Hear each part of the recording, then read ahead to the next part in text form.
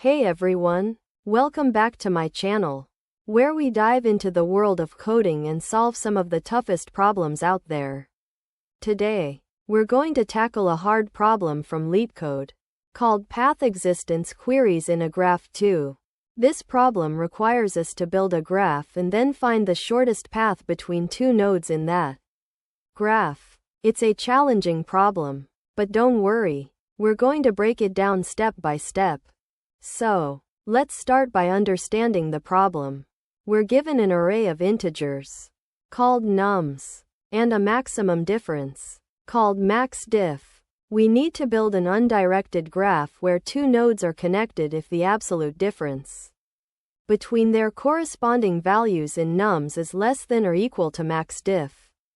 Then, we're given a list of queries, where each query is a pair of nodes, and we need to find the shortest path between those two nodes. Now, let's talk about the intuition behind this problem.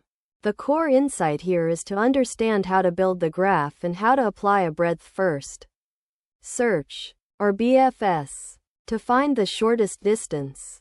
Think of it like a social network, where each person is a node, and they're connected if they have a similar interest. If we want to find the shortest path between two people, we need to start from one person and explore all their friends, then their friends' friends, and so on, until we reach the other person. That's basically what we're doing here, but instead of people, we're dealing with nodes in a graph. So, let's walk through the solution. First, we need to build the graph. We iterate through each pair of nodes and check if the absolute difference between their corresponding values in nums is less than or equal to maxDiff. If it is, we connect those two nodes. Then, for each query, we use BFS to find the shortest path between the two nodes. If the start and end nodes are the same, the distance is 0. If no path exists between the two nodes, we return -1. Now, let's dive into the code. We start by defining a class called solution, with a method called shortest path. This method takes in the number of nodes, the array of integers, the maximum difference, and the list of queries. We create a graph, which is a vector of unordered maps, where each map represents a node and its neighbors. We iterate through each pair of nodes and check if the absolute difference between their corresponding values in nums is less than or equal to maxDiff. If it is, we add an edge between those two nodes. Then, we iterate through each query and use BFS to find the shortest path between the two nodes. We use a queue to keep track of the nodes to visit, and a vector to keep track of the visited nodes. We start from the start node and explore all its neighbors, then their neighbors, and so on, until we reach the end node.